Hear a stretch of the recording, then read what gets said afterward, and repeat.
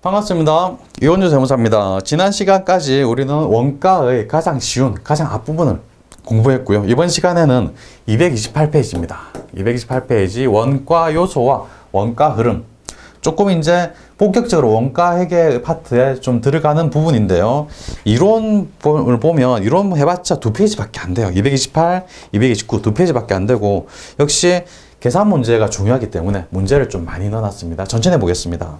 처음에 이런 말이 나옵니다. 원가 요소는 직접 재료비 더하기 직접 노무비 더하기 제조 간접비 해가지고 이게 단기 총 제조 원가다라는 공식이 있습니다. 암기하라고 제가 말씀드렸죠. 지난 시간에 이론하면서 제조 원가가 뭐냐?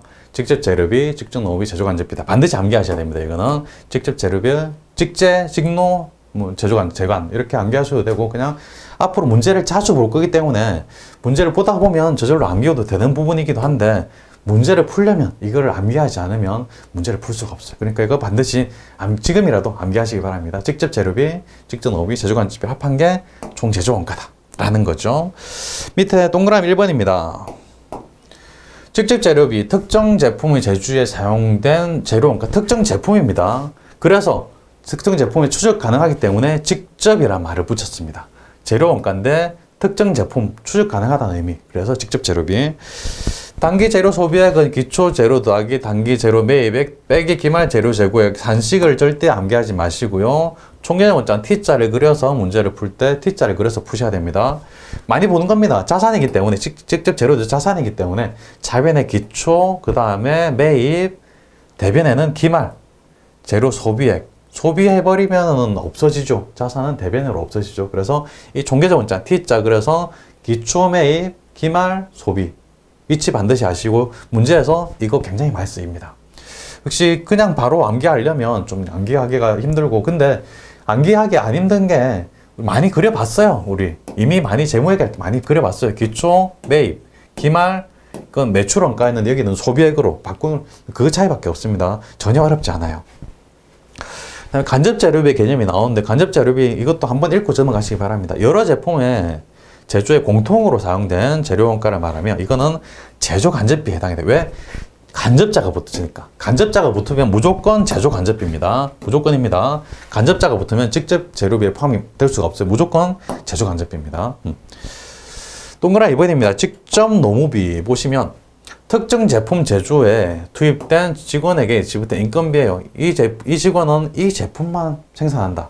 그러면 이게 직접 노무비로 들어가요. 역시 특정 제품이래 추적 가능하다는 이야기예요. 그래서 직접자가 들어갔죠. 여기 산식이 있는데 산식 역시 암기하지 마시고요. 만약에 출제된다면 역시 T 크게 종계적 원장 그려서 문제 푸시는데 이건 그리 어렵지 않습니다. 문제 풀 때 보시면 됩니다. 역시 간접 노무비는 제조 간접비에 해당한다는 거. 간접자가 들어가는 무조건 제조 간접비입니다. 3번으로 가겠습니다. 3번 제조 간접비 개념이 나옵니다. 직접 재료비와 직접 노무비를 제외한 나머지 원가인데요. 직접자가 들어가는 거는 제외된다는 겁니다. 간접자가 들어가야 돼요. 그래서 간접 재료비, 간접 노무비 이런 것들이 제조 간접비에 포함이 되는데 세 번째 점이 중요합니다. 간접자가 들어가면 다 간접 제조비다. 쉽죠? 너무 쉽습니다. 근데 세 번째, 변동도 있고 고정도 있다는 거. 그래서 제조간접비는 그냥 통째서 제조간접비를 변동비다. 변동원가다. 이거 틀린 말입니다. 고정원가다. 고정비다. 이것도 틀린 말이에요. 둘 다 해당이 됩니다. 고정비도 되고 변동비도 된다는 겁니다. 고정 제조간접비도 있고 변동 제조간접비도 있기 때문입니다. 229페이지입니다. 오른 보시면 제조 원가의 흐름 원가 요소에서 단기 총 제조 원가에서 단기 제품 제조 원가에서 매출 원가로 가는 이 메커니즘은 그러니까 229페이지에 있는 이 메커니즘은 이거는 별표 3개짜리입니다. 이 화살표보다는 밑에 있는 이 그림 자체를 암기하시면 문제 푸는데 굉장히 쉬워요.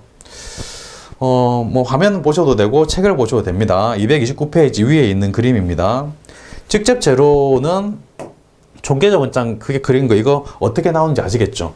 기초가 있고 이거 자산이니까 차변의 기초 그 다음에 매입 그 다음에 기말 대변에 있고 기초에서 매입한 거 더하면 이렇게 되고요. 더한 거에서 기말을 빼면 직접 재료비가 나옵니다. 소비한 게 나오는 거죠, 소비. 직접 재료를 소비한 게 직접 재료비가 돼요. 직접 재료비. 직접 재료비하고 직접 농업비하고 제조관리비를 합하면 단기 총 제조 원가가 됩니다. 총 제조 원가. 그래서 총 제조 원가는 직접 재료비, 직접 농업비, 제조관리비 합한 거다라는 거를 반드시 암기해야 된다고 제가 계속 강조드린 겁니다. 총 제조 원가는 직접 재료비, 직접 농업비, 제조관리비. 제공품도 일종의 자산입니다. 그래서 제공품은 이제 재료를 가공해서 제품이 되기 전까지 가공 중에 있는 걸 말하는 거죠. 제공품도 일종의 자산이기 때문에 기초 제공품이 기초가 차비에 나옵니다. 그리고 총 제조 원가가 차비에 이렇게 와가지고 이거 합한 금액은 역시 차변과 대변은 동일한 금액이기 때문에 합한 금액이 동일하게 되고 기말이 대변에 오고 기초 총 제조 원가 빼기 기말하면 단기 제품 제조 원가가 계산이 돼요. 여긴 제품 제조 원가예요. 많이들 헷갈리십니다. 총 제조 원가, 제품 제조 원가. 절대 헷갈리지 마시기 바랍니다. 총 제조 원가는 세 개 합한 거다. 직접 재료비, 직접 농비 제조가 세 개 합한 게 총 제조 원가.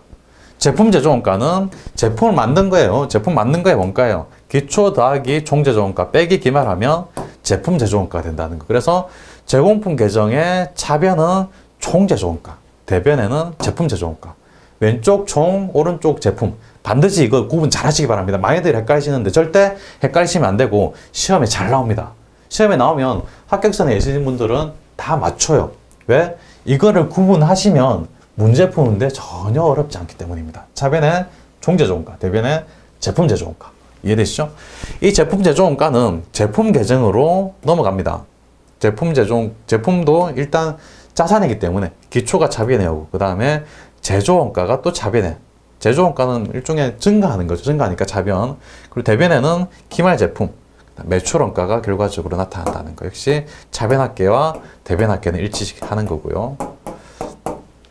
그래서 이 순서 이미 우리는 재무회계에서 종계정 원장을 많이 봤기 때문에 상품에 대한 종계정 원장을 많이 봤죠. 때문에 이 종계정 원장을 이해 못하겠다 이런 분들은 잘 안 계세요. 이해 못하겠다 그러면 지금이라도 이 메커니즘을 연습장에 많이 써보시면 지금도 이해가 되십니다. 지금 많이 써보시면 되십니다. 그러니까 이해 안 된다 그러면 연습장에 3-4번 써보시고요. 처음부터 이렇게 천천히 우리 책을 보면서 뺏겨서 써보시는 겁니다. 그러면 여러 번 써보시면 아 이래서 이게 이렇게 넘어가고 합하면 총 제조 원가니까 합한 거 그리고 단기 제품 제조 원가는 아 제품 계정으로 이렇게 넘어가서 제조 원가라서 매출 원가가 이렇게 만들어지는구나 라고 생각하시면서 3-4번 써보면 이해되십니다.